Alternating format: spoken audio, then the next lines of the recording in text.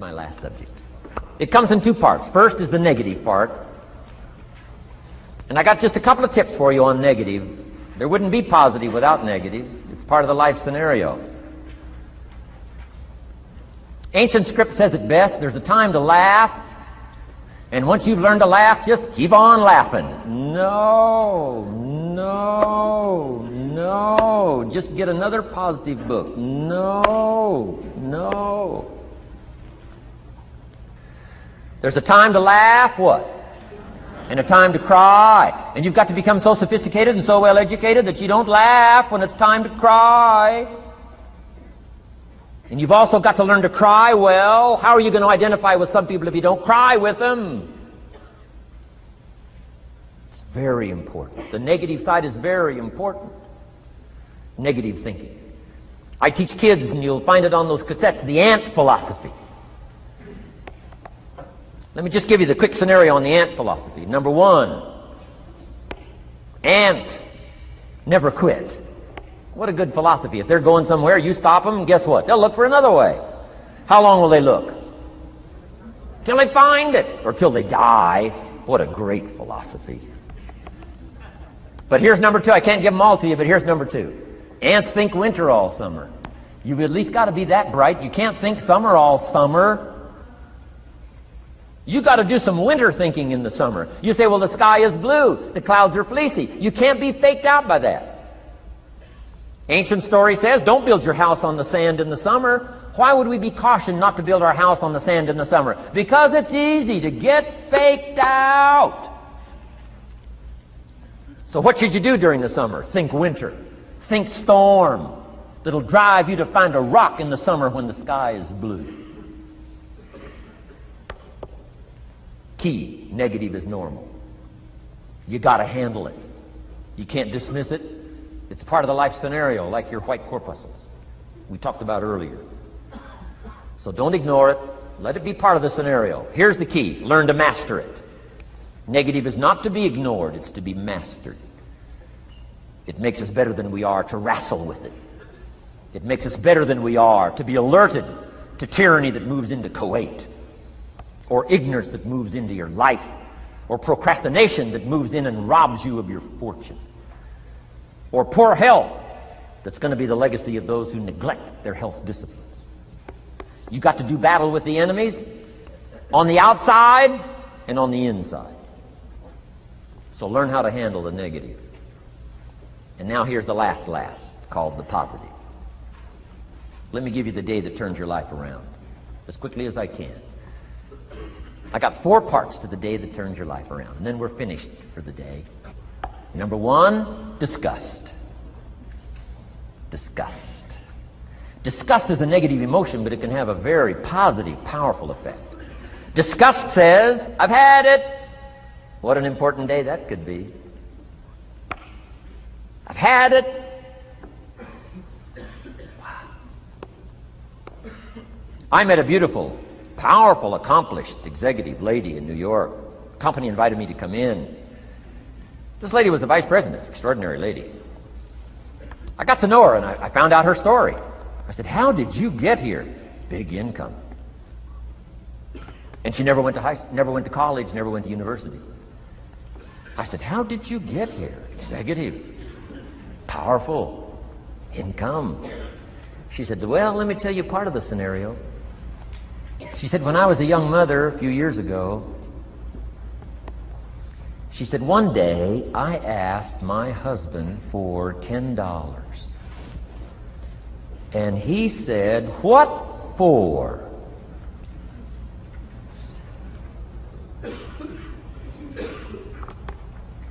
She said, before that day was over, I decided I would never, ever ask again.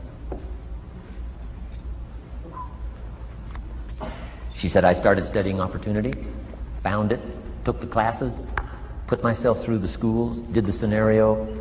Now I'm vice president. I make a lot of money. And she said, I kept my promise. I've never, ever had to ask again. It's called a life-changing day. The day you say, enough is enough. Now, if you can add an act to your disgust, it helps. A man takes a shotgun to his car, blows out every window, destroys every tire, puts 100 rounds in it, and says, I've driven this embarrassing thing for the last time.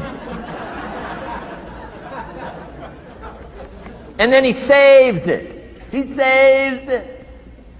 And later when somebody says, how did you become rich and powerful? He says, let me show you this car.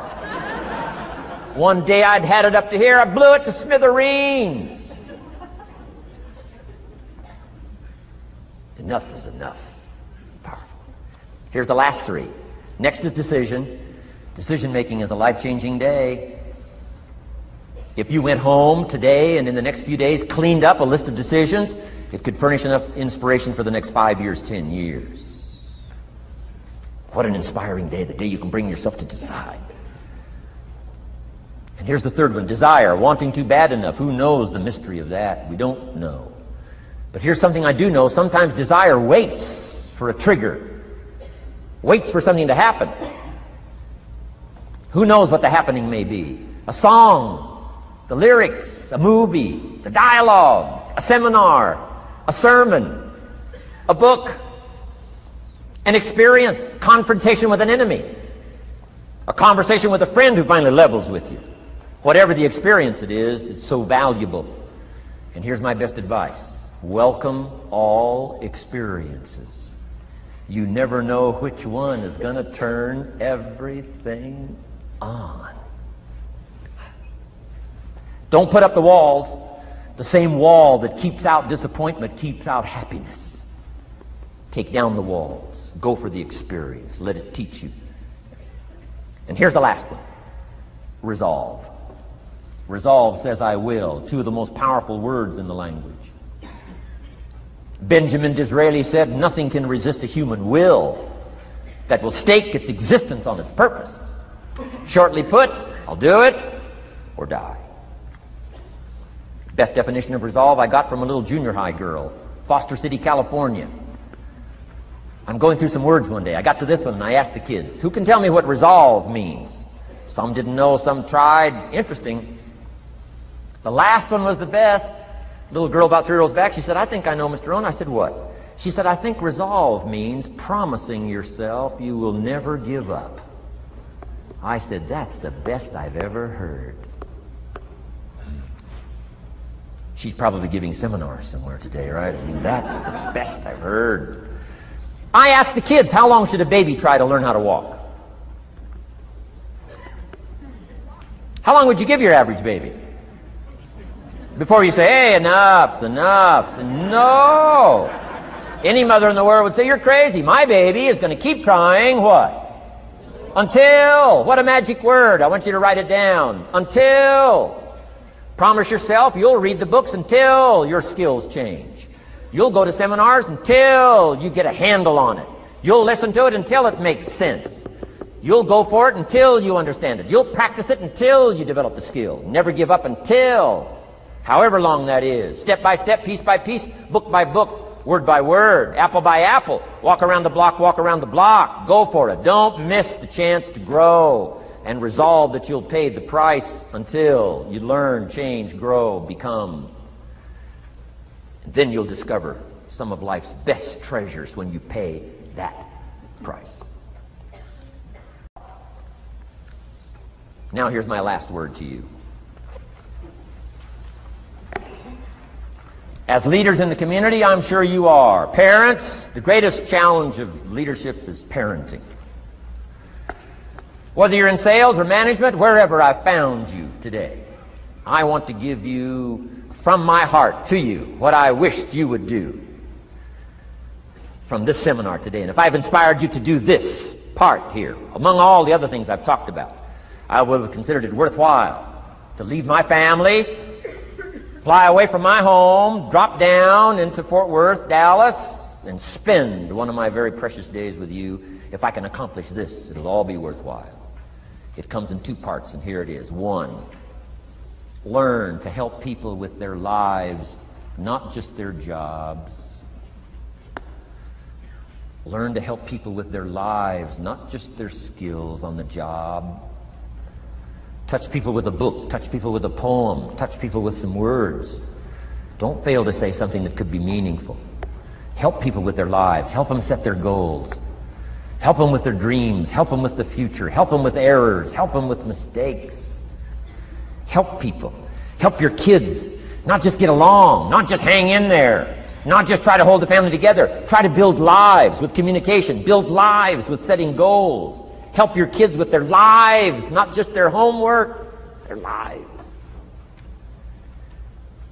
And here's my last one for you personally, because I'm probably one of the best examples of this standing before you in this auditorium today. Here it is. Ancient script says, if you work on your gifts, they will make room for you. If you work on your gifts, they will make room for you. Wow. Look where my gifts have brought me today, to this room. A chance to invest in this many